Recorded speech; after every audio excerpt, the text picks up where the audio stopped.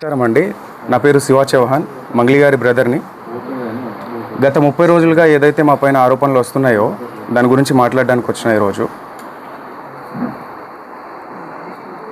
ప్రతి సంవత్సరం సీతారాముల వారి కళ్యాణం కావచ్చు, ఏదైనా కూడా మేము కట్టించిన ఆంజనేయ స్వామి దేవాలయం ఏదైతే ఉందో దాని పరంగా నేను ఎవ్రీ ఇయర్ 1 మంత్ ముందే వెళ్ళి నేను టెంపుల్స్ విజిట్ చేయడం జరుగుతుంది. నా ఇన్స్టాగ్రామ్ చూసుకుంటే మీరు గత 10 సంవత్సరాలుగా నా ఇన్స్టాగ్రామ్ లిస్టు మొత్తం కూడా దేవాదాయ టెంపుల్స్కి వాటికి మాత్రమే వెళ్తూ ఉంటాను. నేను టెంపుల్స్కి ధనుష్కోటి, రామేశ్వరం అలాంటి టెంపుల్స్కి వెళ్తూ ఉండడం జరుగుతుంది. మీరు కావాల్సింటే చెక్ చేసుకోవచ్చు. అయితే ఈ ఏదైతే నా మీద ఆరోపణలు వస్తున్నాయో, మా అక్క మీద నా మీద ఆరోపణలు వస్తున్నాయో దాని గురించి చెప్పడానికి వచ్చిన. ఈ ఫోటో గురించి చాలామందికి చాలా డౌట్లు రకరకాలుగా వస్తున్నాయి. మా మీద నింద మోపడానికి చాలా కుట్ర పన్నుతున్నారు. అది ఎవరున్నారు దీని వెనకాల ఏంటి అనేది ఇంతవరకు మాకు కూడా అర్థం కాని పరిస్థితిలో ఉన్నాం మేము. ఇది కలిసింది ఒక ఎమ్మెల్యే ప్రోగ్రాంలో భాగంగా మమ్మల్ని ఇన్వైట్ చేసిన తర్వాత, ఆ ప్రోగ్రామ్ని అటెండ్ అయిన తర్వాత ఎవరైతే మధు వచ్చిండో దానికి సంబంధించిన ఫోటో ఇది వచ్చి తీసుకెళ్ళడం జరిగింది. దీనికి ముందు మా సిస్టర్ ఎవరైతే మంగ్లీ గారు ఉన్నారో ఆమె పరిచయం ఎలా స్టార్ట్ అయిందో చెప్తా ఈరోజు. ఆమె ఏప్రిల్ ఎండింగ్లో ఒక తబలారస ఒక పబ్ ఉందో ఆ పబ్లో ప్రోగ్రామ్ చేస్తుండగా ఈ హేమాకాంత్ రెడ్డి సంబంధించిన వాళ్ళు ఎవరైతే మధు రామావత్ అండ్ మన అభిషేక్ అనే పర్సన్స్ ఇద్దరు వాళ్ళతో పాటు ఉన్న వాళ్ళిద్దరూ వచ్చి అక్కడిని అప్రోచ్ అవ్వడం జరిగింది. సో ఏదైతే తీజ్ ఫెస్టివల్ కోసం అని చెప్పేసి అప్రోచ్ అయ్యారు మాకు. నేను ఆ ప్రోగ్రామ్కి అటెండ్ అవ్వలేదు, మా అక్కకు మాత్రమే అప్రోచ్ అయ్యారు వీళ్ళు. సో తీజ్ ఫెస్టివల్ కోసం అని చెప్పేసి వాళ్ళు రావడంతో మా అక్కని అడగడంతో నా నంబర్ ఇవ్వడం జరిగింది ఆమె.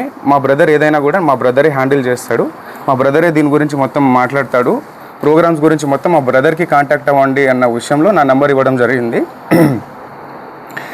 నెక్స్ట్ 1-2 డేస్ తర్వాత కాల్ చేసి, అన్న ఇది పరిస్థితి, అక్క దగ్గర నంబర్ తీసుకున్నామని చెప్పేసి వీళ్ళు నన్ను కాల్ చేసి ఇట్లా అడిగారు. తీజ్ ఫెస్టివల్ ఉందన్న, వన్స్ ఉంది కదా, దానికి ఇంకా టైం ఉంది, ఆ టైం తర్వాత అప్పుడు చూద్దాంలేండి, కొన్ని ఇంపార్టెంట్ కాల్స్ వస్తుంటాయి, మీటింగ్స్ ఉంటాయి, సో వాటికి వెళ్ళాల్సి వస్తుందని చెప్పేసి నేను చెప్పడం జరిగింది.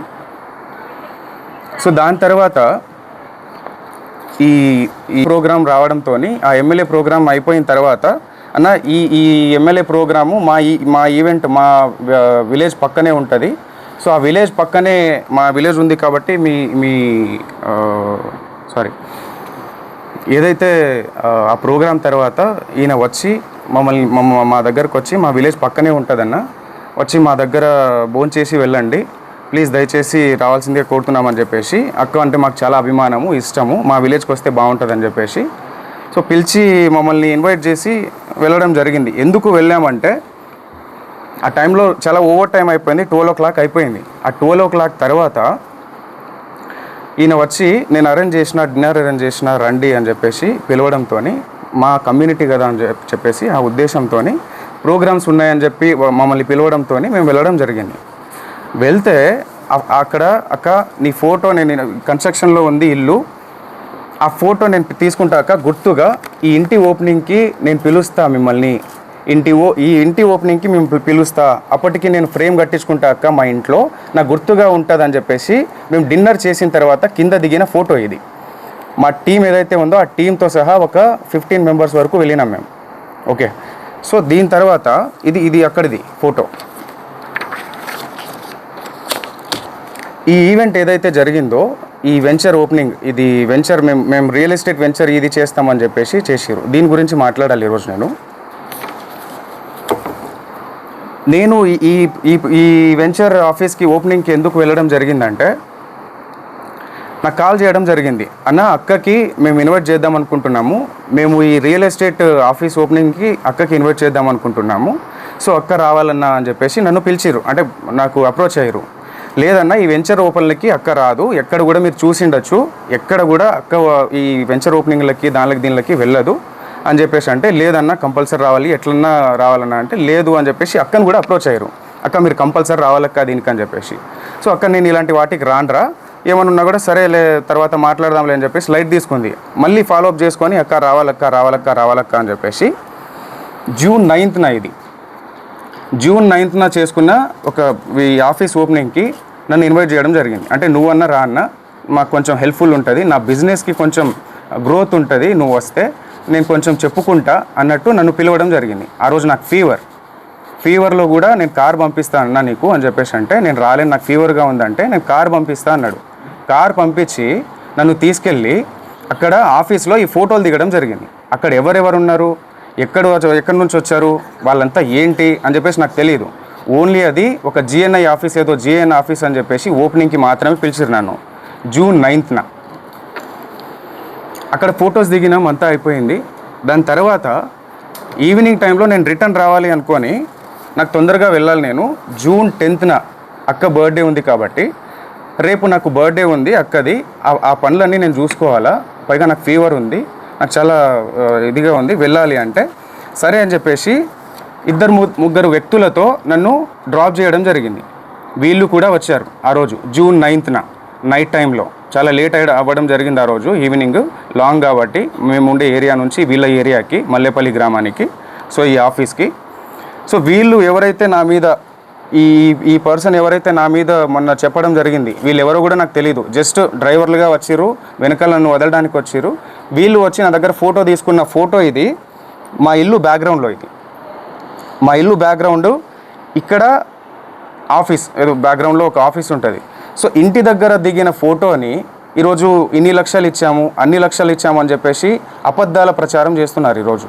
సో దయచేసి గమనించాలి మీరు, ఇది అక్కడ జరిగిన విషయం. దాని తర్వాత మేలో ఏదైతే ఎమ్మెల్యే ఫంక్షన్ తర్వాత మేలో మేము ఆ ఇంటికి వెళ్ళి వచ్చిన తర్వాత ఒక 10-15 డేస్ తర్వాత నాకు కాల్ చేసి, అన్న ఆఫీస్ ఓపెనింగ్ అని చెప్పేసి ఏదైతే చెప్పిండో ఆయన, ఆఫీస్ ఓపెనింగ్కి వెళ్ళడం జరిగింది నేను. ఓకే, ఆఫీస్ ఓపెనింగ్కి వెళ్ళక ముందే నాకు ఆఫీస్ వెంచర్ ఇట్లా మేము ఇది చేస్తున్నామన్నా, మాకు రియల్ ఎస్టేట్ ఆఫీస్ ఇట్లా పెట్టాలనుకుంటున్నాము, సిటీలో పెట్టాలనుకుంటున్నాము, సిటీలో ప్లస్ మేము మల్లేపల్లి దీంట్లో కూడా పెట్టాము, దానికి కంపల్సరీ అక్కని ఇన్వైట్ చేస్తామని చెప్పేసి ఏదైతే ఈ ఆఫీస్కి నన్ను ఇన్వైట్ చేసిరో దానికి ముందే విషయం ఎక్కడ, వీళ్ళ పరిచయం మాకు గట్టిగా ఏర్పడింది ఎక్కడ అంటే, ఈ ఆఫీస్కి ముందు నాతో మాట్లాడేటప్పుడు అన్న ఆఫీస్ వెంచర్ ఓపెనింగ్ అని చెప్పేసి మేము ఆ సంబంధించిన ఈ ఏదైతే ఆఫీస్ ఉందో రియల్ ఎస్టేట్ ఆఫీసు, ఇదే ఆఫీసు హైదరాబాద్లో కూడా ఓపెన్ చేద్దాం అనుకుంటున్నామని చెప్పేసి ముందే చెప్పారు నాకు. దీనికి రావాలి మీ అక్క, లేదంటే అక్క హైదరాబాద్లో అన్న రావాలి అని చెప్పేసి అన్నారు.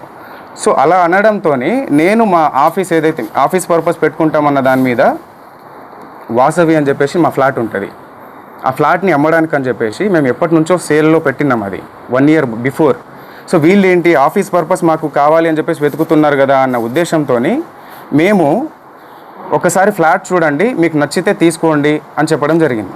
ఓకే, సో దాని తర్వాత చూస్తామన్నా అని చెప్పేసి వచ్చి విజిట్ చేసిన తర్వాత మే 25th 26th మే 25th వీళ్ళు ఎమ్మెల్యే పార్టీ తర్వాత వీళ్ళు వచ్చి నన్ను అప్రోచ్ అయ్యి ఇది అన్న పరిస్థితి అని చెప్పేసి మాట్లాడడం జరిగింది. ఫ్లాట్ చూపించిన తర్వాత చూసుకున్న తర్వాత మాకు నచ్చిందన్న తీసుకుంటామని చెప్పేసి ఆ రోజు మే 25th కావచ్చు 6th కావచ్చు, డేట్ ప్రాపర్గా తెలియదు నాకు.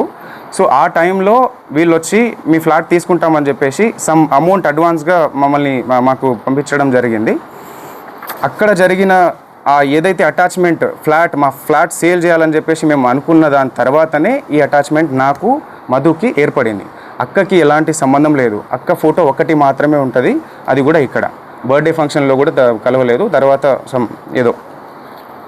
ఓకే, సో ఆ వాసవి ఏదైతే ఉందో ఆ వాసవిలో ఉన్న అగ్రిమెంట్ పరంగా మాత్రమే మాకు పరిచయం, అంతవరకు మాత్రమే వీళ్ళు. జూన్ 9న వాళ్ళ ఆఫీస్కి వెళ్ళి రిటర్న్ అయిన తర్వాత జూన్ 10th నేను కూడా వస్తా అన్నా అంటే సర్లే అన్న చూద్దాంలే అని చెప్పేసి చెప్పడం జరిగింది. జూన్ 10th ఏదైతే బర్త్డే పార్టీలో వాళ్ళు కనిపించారో ఆ విజువల్స్ అది కూడా 12 o'clock వచ్చారు వాళ్ళు. 12 o'clock వచ్చిన తర్వాత ఎస్ఓటీ ఎవరైతే వచ్చారో దాని తర్వాత వాళ్ళు వెళ్ళిపోయారు, కలవలేదు, ఫోటోలు కూడా తీసుకోలేదు ఆ రోజైతే. దాని తర్వాత హేమకాంత్ రెడ్డి గురించి చెప్పాలి నేను. శివకు కూడా తెలియదు అక్కడ పోయింది, సస్పెన్స్లో పోతున్నారని చెప్పేసి అనమాట. తర్వాత అసలు డబ్బులు ఎందుకు ఇచ్చారు ఫస్ట్? సార్ ఇప్పుడు ఆయన